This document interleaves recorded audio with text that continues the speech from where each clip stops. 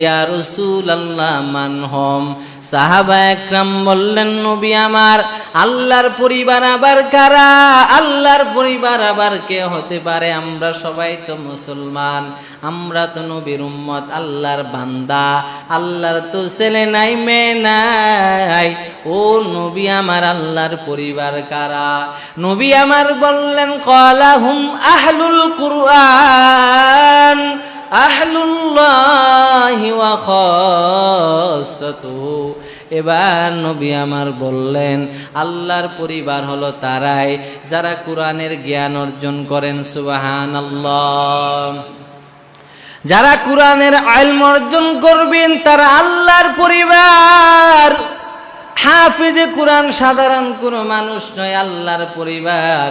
কোরআনের আলেম সাধারণ কোনো মানুষ নয়, আল্লাহর পরিবার।